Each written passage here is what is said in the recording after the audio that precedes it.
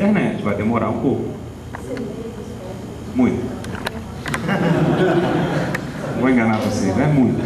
Então, o mais fácil é vocês pegarem o CD, aqui em cima, ou baixar o CD, queimar, vocês coloquem o CD e façam a atualização por ele.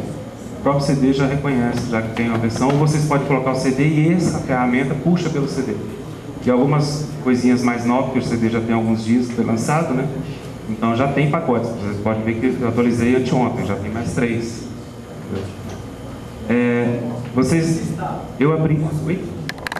Eu abri diretamente a ferramenta, vocês viram que ele não perguntou nada. Por quê? Porque ele já tinha me perguntado antes a minha senha pessoal. Se vocês não sabem, o Ubuntu, ele trabalha com sudo. É uma ferramenta que lhe dá permissão como superusuário da máquina. Por quê? Isso é uma segurança. O primeiro usuário tem a permissão do sudo. Só o primeiro usuário. A não ser que você altere isso. Mas, por default, na instalação, o primeiro usuário tem a permissão do sudo. Então, isso permite que você, o primeiro usuário, dono da máquina, faça as atualizações, faça a inclusão de novos programas, novos softwares ou retire. Isso permite que você se você estiver na internet e por acaso você pegar um arquivo maldoso, né, o que é difícil você ter vírus para Linux, existe, mas é difícil, mas suponhamos que você dê a sorte, né, de receber um vírus para Linux, você como usuário comum não vai acontecer nada. Mas essa aplicação aí, ela precisa da permissão do superusuário. Por isso que ele não me perguntou nada, porque eu já tinha digitado antes. É o GKSU. No KDE é o... KDE-SU. Todo usuário que faz parte do grupo admin no Ubuntu tem permissão de usar o SU. Vamos supor, tem a opção de superusuário. Não é só o primeiro usuário. O primeiro usuário faz parte do grupo admin. Ele é colocado no default no grupo admin. Aí qualquer outro usuário que você crie, que você queira que tenha também poder de superusuário, é só adicionar ele nesse grupo admin.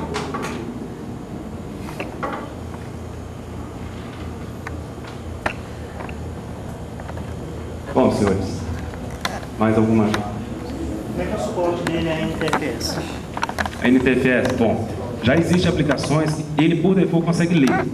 Tanto é que se você colocar uma máquina, né, meio Ubuntu, meio Windows, meio janelão, você consegue acessar os arquivos dele e consegue copiar.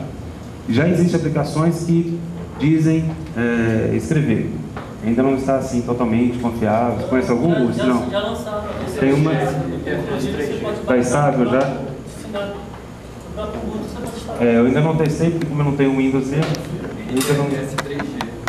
Está gravando direitinho. Pronto, tem uma informação mais nova aí. Aqui é só para dar um susto, ó. Tem uma aplicação. Abrindo? Deixa eu ver. Eu não aguento muito esse pessoal. Abrindo. Não é porque eu gosto, viu, gente? Pelo amor de Deus. Eu tenho esse negócio aí, é porque tem um site lá que só funciona nisso no meu trabalho. Não preciso disso aí na máquina. Então existe o Wine, que é uma ferramenta que consegue executar alguns programas do Windows. Inclusive esse troço aí.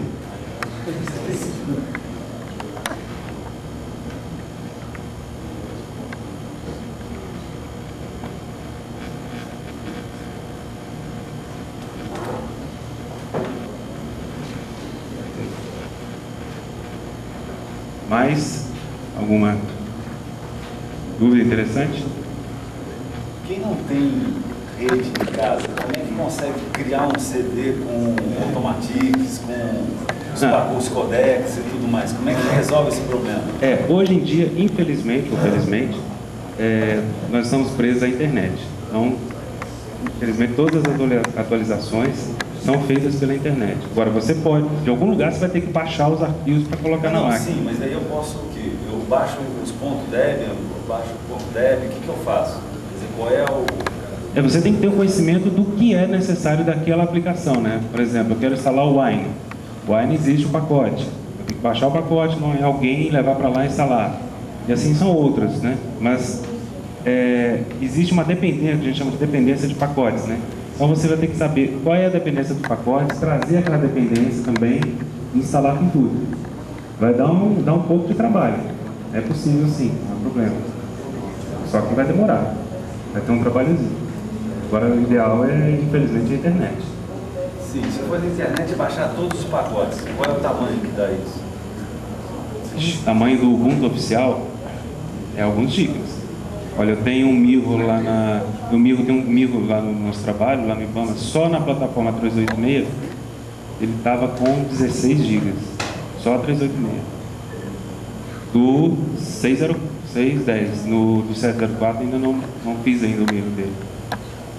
Mas o 610 estava com 16 gigas.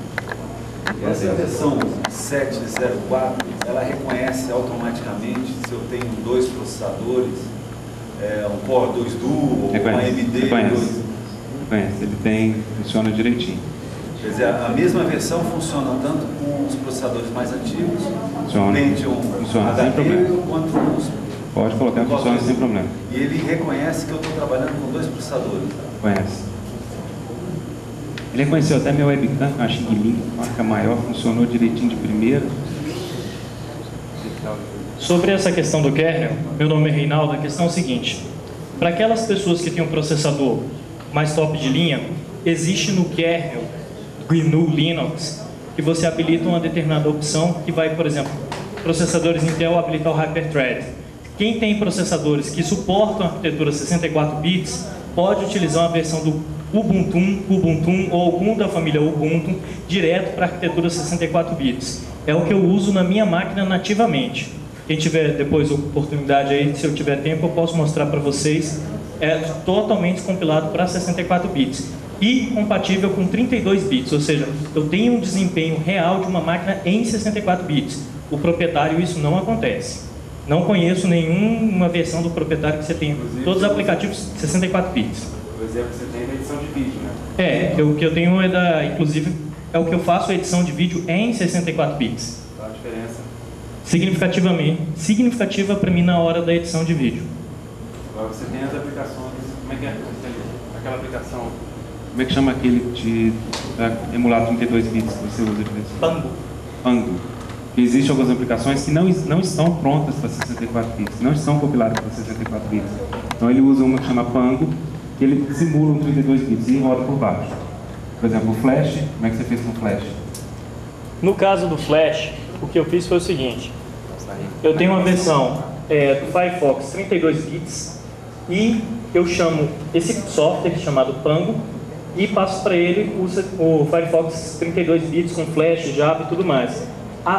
Mas não tem o Flash 64 bits para o sistema janela? Não.